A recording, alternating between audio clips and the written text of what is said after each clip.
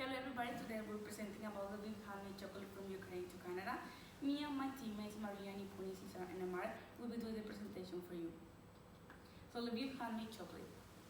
There is a vast history between the European continent and chocolate. So the link that connects these is mostly the expertise for which we associate the continent with. So when the Spanish explorer went to the American continent, they first thought that the chocolate they found was in Central America. However, due to recent research, it was discovered that it was actually in South America, from the upper part of the Amazon.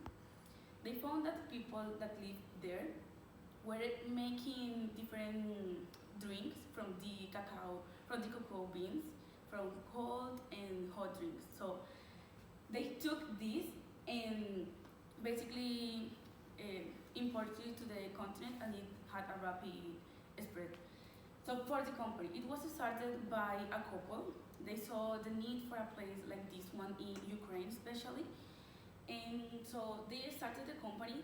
They only had 12 options for chocolate. They expand through trial and error experiments, we could say.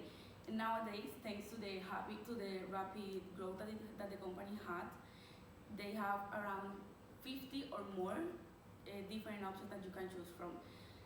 And besides that, as you can see in the map, they have expanded throughout the whole country of Ukraine, and they also have different locations in Europe. So they say that despite the rapid growth of the company, they haven't abandoned the core values of the company and the commitment they have to produce high quality chocolate with organic ingredients, especially from Europe. So why Canada? Basically, because there is a high consumption of chocolate in Canada, and we see a need that can be met from our company.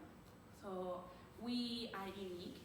We have the experience and the expertise of the chocolate making, and we are a company that is appealing to all types of customers: couples, families, children, tourists, and local people. So we believe that Canadian consumers prefer and also like high quality products such as ours, and they also value the uniqueness of the companies, what the company can offer. Not to mention the organic products that we work with. And we see Canada as a point of entry, not only for North America, but also for the South, despite the difference that it has. We believe that because of how close Canada is to the rest of the continent, it will be the perfect point to do research and to expand to the whole continent. Moving on to the Canadian chocolate confectionery industry. The Canadian chocolate confectionery industry includes chocolate and non-chocolate products. Chocolate products mainly consist of chocolate bars made of cocoa beans, chocolate-covered nuts, and candies made of chocolate. Non-chocolate products consist of candies, candied fruits, gummy bears, chewing gum, granola bars, and marshmallows. The exports and imports of the Canadian chocolate confectionery industry have increased significantly in the recent past years. The Canadian chocolate confectionery exports have totaled over 1.3 billion Canadian dollars in 2010, and United States is determined as Canada's largest export market. Overall, the United States market accounts for about 96% of the Canadian chocolate confectionery exports, and other major markets include Germany, Mexico, and Japan. The leading multinational players of the Canadian chocolate confectionery industry are Nestlé, Hershey's, Cadbury, and Lindt. This chart indicates some statistics of the Canadian chocolate confectionery market share by some of the leading companies for year 2018. Nestlé was the leading chocolate company for year 2018, with holding a market share of 18.6% of the chocolate sales in Canada.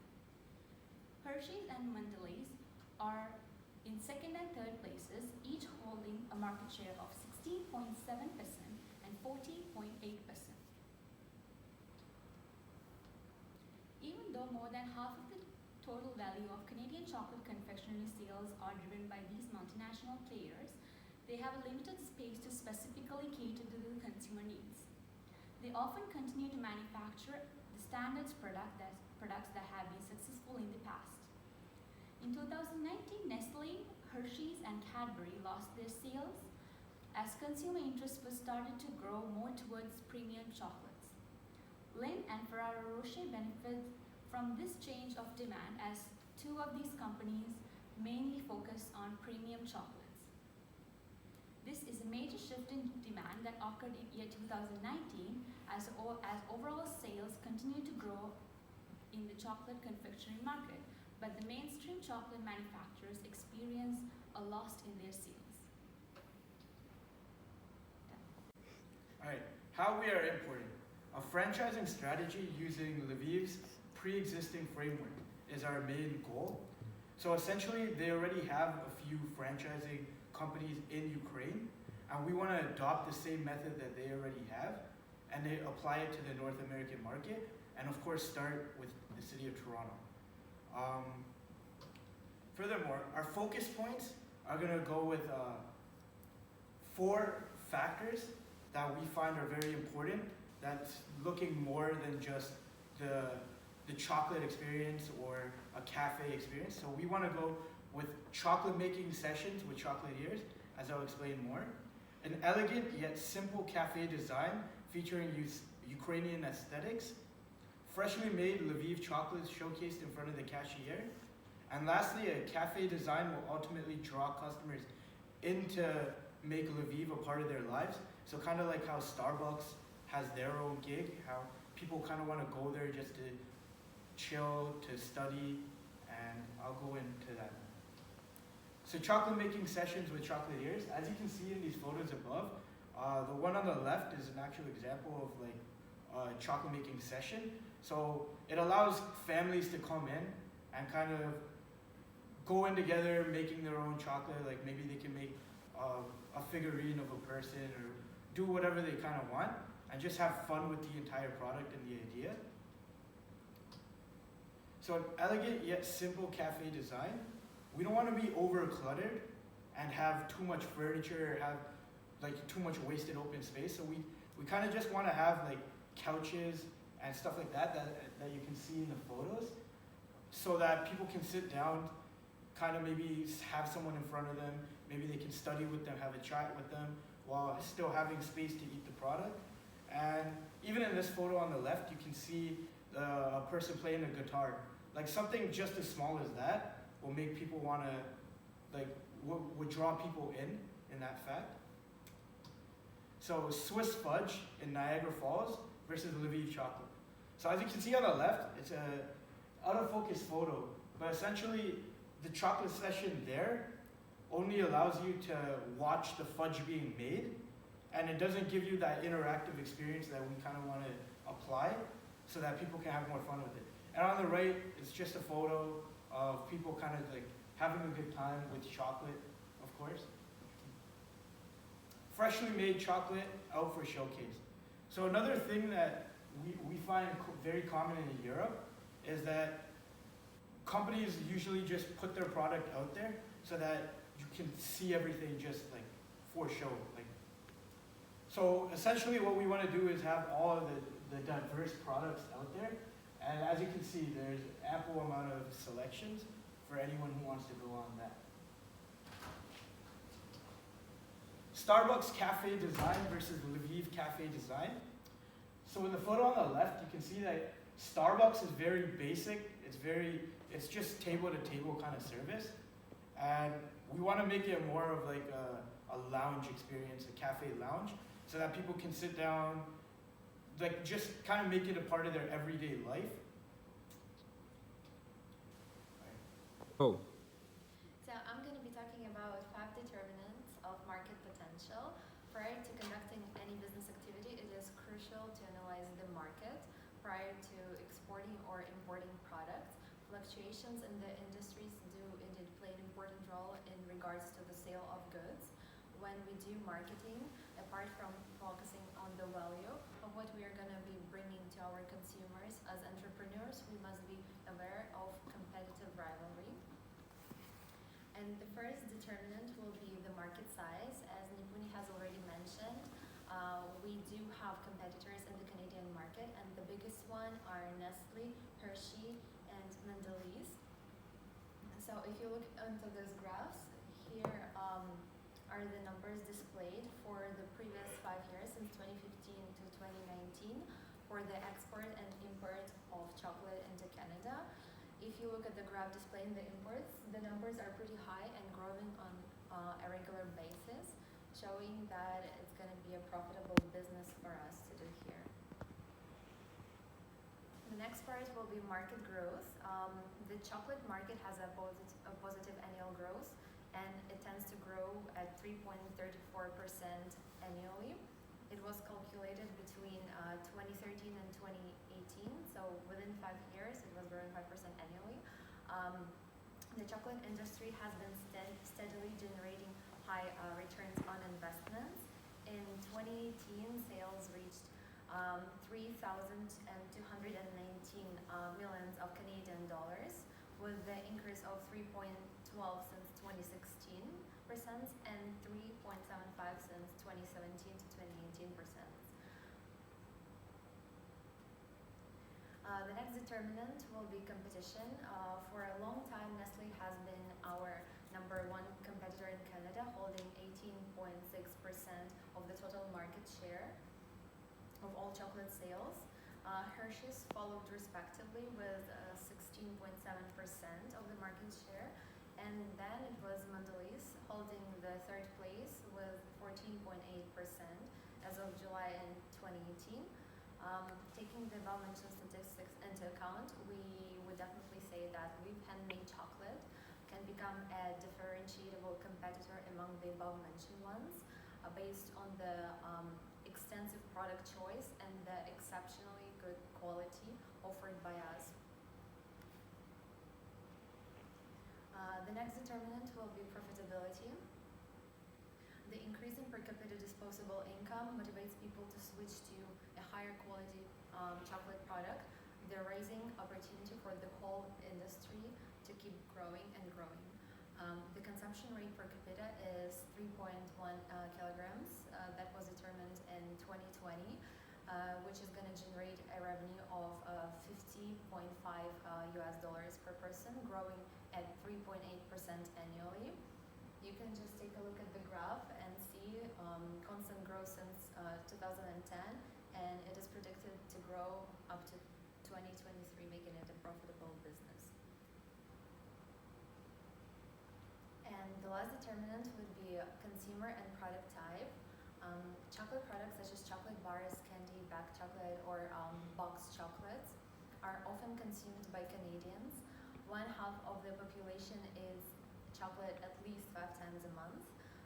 There are challenges, however, occurring in the industry, and specifically by the Asian population, because they tend to give up on chocolate consumption due to health conditions. Also, women have different expectations of chocolate in terms of kilocalories, useful substances, and vitamins per bar, which would definitely affect the sales.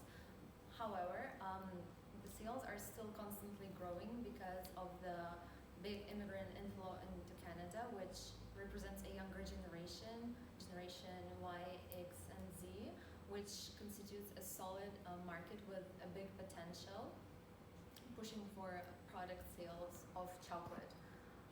Also, ethnic groups do affect the market sales. According to our research, Chinese Canadians consume more chocolate than other ethnic groups, encouraging confectionery producers to develop new ideas and bring in innovation to the industry, and also promoting such holidays as New Year or Easter to push for sales. Well, so I wanted to do a little introduction to the economics of importing before actually moving on to the step-by-step of importing for our specific case.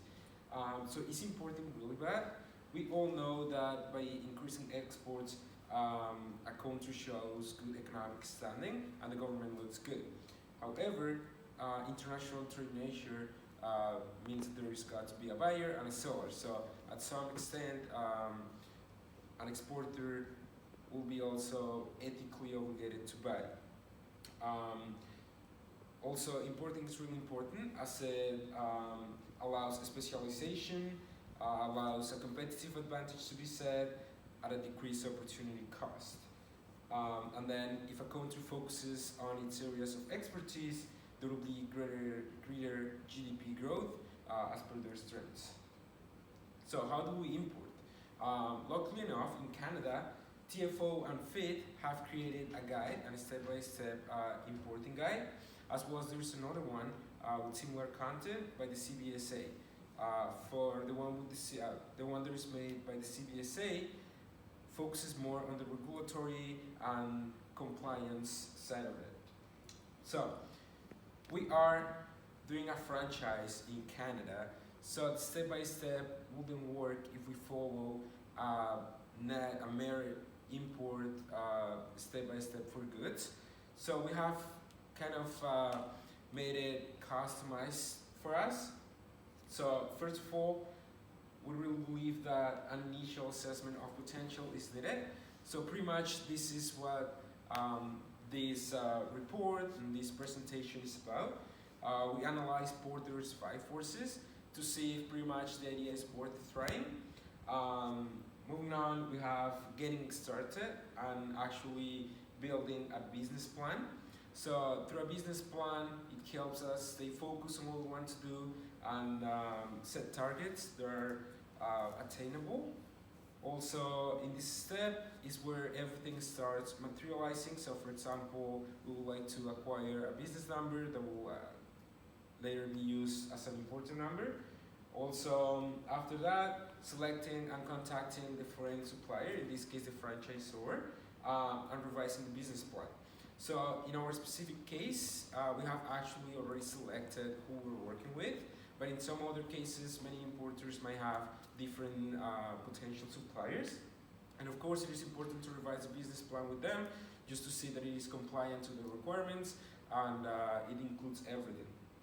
Also at this stage, we start building a relationship based on trust, which according to many business leaders is really important in today's world. Also, after this, we're going to define location. So it's pretty much done through a cost-benefit analysis. So we're going to have a compatible bunch of options, and then through cost-benefit analysis, we're going to choose the one that offers the most profitability. Next step, financial and contractual relationship establishment. So pretty much at this step, we're going to have some accurate forecast of our financials, our expenses when it comes to location and franchise fees. So we could improve the financials accuracy on our business plan and also set terms of payment and delivery. When it comes to logistics and partnerships with import compliance, so at this stage we're going to decide if we're going to use a freight forwarder, which is very likely. We're going to use the volume of our imports over time, our forecasted imports over time, to be able to negotiate and have that power of supplier over power of customer, over the freight forwarder. And we plan to create our own supply chain to foster this relationship. So after that, we have facilities development, licenses, and permits. So because we're a food establishment, we're required to have certain licenses that can only be get when the actual place is ready to open for business. So at this step, we want to get that done. Also remodeling of the actual physical facilities. And then the last step, and perhaps one of the most important, is regarding the execution of the project. So it's the operations kickoff and stakeholder relationships management. So pretty much we're going to hire our staff, we're going to train our staff according to the procedures of our franchisor. We're going to open the store, start selling, and we're going to work on adding value to all of our stakeholders, not only our franchisor, but also our employees, and maintaining a good standing with government agencies as well.